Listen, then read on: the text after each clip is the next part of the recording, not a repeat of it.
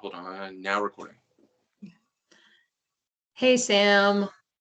So I was wondering if you had a few moments to discuss some things, and I wanted to talk to you about how your trip went. Okay. Hey, Megan. How's everything going? My trip difficult at times, but it was especially during coronavirus and not being able to travel.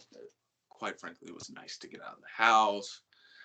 Kind of unfortunately, left my wife and kids and dogs and all of them alone. But at the end of the day, it was good to get out of the house and see something besides a computer screen or and deal with that. But luck, the customer wasn't too terrible, to say the least.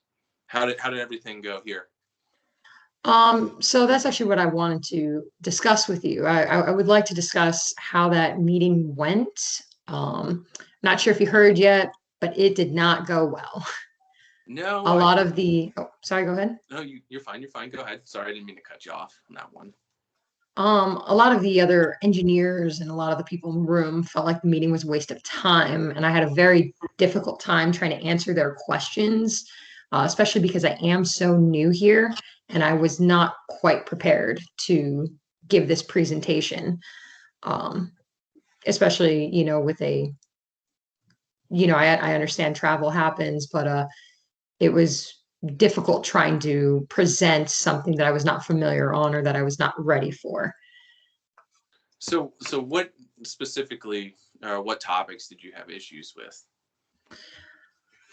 So I had issues with answering their questions about the path forward and how where we were taking the company and what the scope of our new projects were gonna be. I know we had discussed them briefly in passing, but I wasn't really um, into the details and the nitty-gritty of it. So when they started going down the layers, it got very difficult.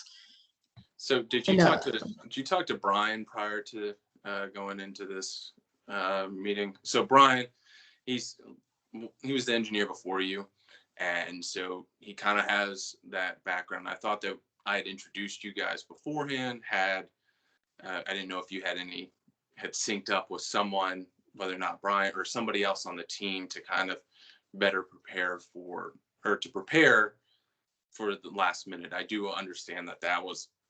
I'm thankful that you were able to hop in, but I would have anticipated if I wasn't responding to be able to utilize the rest of the team. so yes, I did. That was actually one of the first things I did when I received your email was I did try to look back through some of the files and talk to some of the other engineers, but it was a very large quantity of information to try to remember and get down with such limited time.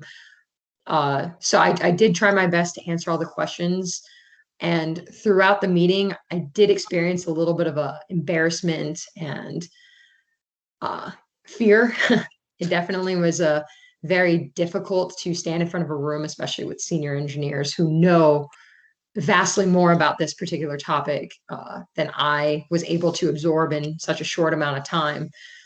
So it was very hard to stand up there and kind of just be poked at that I Right, didn't right. know, I and it was understand. extremely embarrassing. So Did you? So going into the meeting, did you?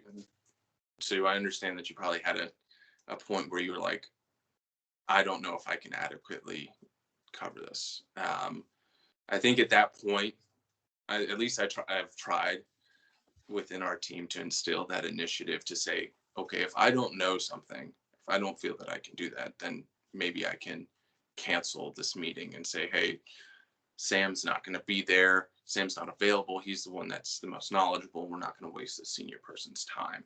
So did you talk with the rest of the team about that option as well? Or I did not get a chance to discuss that with the rest of the team. I understand that this meeting was very important and it had been scheduled for a while, and it was, kind of a crowning moment that we were supposed to have as a company. So I wasn't really sure if canceling the meeting was really within my realm of possibilities. Like I said, especially because being so new, I didn't want to just cancel a meeting. So I really wanted to push through and try my best to succeed at that and, leverage my resources available, to adequately do this. And then I did try to ask some of the other team members if they'd be available to provide me some forceful backup while I was in there. However, a lot of them had other meetings that they had to attend. So it kind of, the stars aligned on this one where I wasn't really able to get through on that front.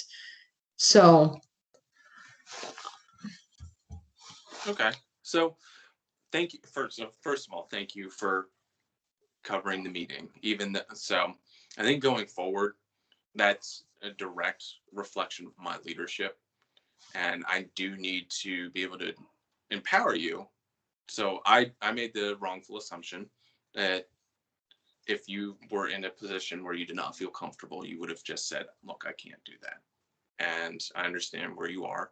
So I'll go talk to the engineers, but for the future, or the engineers that you presented to, but for the future, let's work towards, if you're not comfortable with something, you don't hear from me, at least I would rather you cancel something and say, okay, my boss or my team lead, Sam, is not available, than for you to go in, because quite frankly, early in my career, I had a similar situation and it took a long time to rebuild that reputation. So I'll go interact with those engineers and I'll take the ownership for that. But I think for, at least for the future, I appreciate what you did, but I think in the future, just as an engineer, we need to know that if we don't know something, we don't know something. So rather than fire and forget and flail and try and survive out there, it's better to take the loss in the short term for saying that we don't have good information than to present a long term that we don't know what we're doing. So I right. do. So thank you for bringing that up. Is there anything else that in this situation, mentorship wise, that I would be able to help you with, or be able to address this so that it doesn't happen again in the future? Because like you said, you were unable to contact me. I was in airplane mode on a plane, so obviously we can't have the phone calls there, or realistically have phone calls. But if you're, what would you like to see going forward? Right. So, going forward, I think it'd be good to, have the full team in there, that way in case some of the key members are missing, there would be enough of us to be able to support the answers and, you know, adequately so that we can, address the situation and not have to cancel meetings because by us canceling meetings as well, people have already freed up that valuable time that they could have done for something else. And canceling on people last minute isn't always preferable. So I do understand exactly what you're telling me as far as, in the future, if it's really that bad or, we're really underprepared to do that. But I think an alternate solution, like I just said, would also be to make sure the rest of the team is available and then we can attack it as a team instead of just one individual. Absolutely. And then, go Oh, ahead. sorry. No. This is your time. This is your floor. And then I just wanted to circle back to something else. So from that meeting, even though it did go poorly, uh, I wrote down a lot of notes, and we do have some deliverables due. As far as I wasn't sure, and I didn't want to make something up on the spot. So what I did was I took note of their concerns and their questions, and I have that. So when you since you're back in the office now, we can actually discuss and we can talk about it and then I can send out a message and we can try to recover some from that meeting and that way everyone has a clear succinct idea of what's going to happen. Absolutely. We'll sit down. We'll get the team together. We'll kind of make sure that we're covering all of the answers from all bases, and we'll get that up to the leadership. And I'll have you send that up to the leadership to kind of to show that ownership aspect, because I know that you did take those notes, but it also shows the leadership that, hey, for what they did, for what Megan didn't know, she will go down and look for. So I'll make sure that you're the primary person that sends that out and just have me CC'd. And then if further questions come back, I can attack them as necessary, or if I need to have that phone call. So. And then I think also too, for the future, I think part of my lack of, or I guess my inadequacy to being able to know everything that I needed to, I think it'd be nice to sit down, especially with you and the rest of the team, and go through some specifics as I'm going through it. So I at least have a really nice big picture idea of everything that we're doing, all the projects we're in charge of, and, just the way forward with all of it. Absolutely. We'll sit down, and before the next brief, we can even do like a trial run through the brief with the team. So, because like you said, there's the rest of the team members do have that experience, and they kind of know what, or at least can anticipate what the senior members are going to be asking. So again, thank you for bringing this concern up. I do apologize for putting you in that position. So for my tasking out of this meeting is to at least interact with the senior leaders to make sure that to take ownership for this, because I don't want to see your name tarnished with this.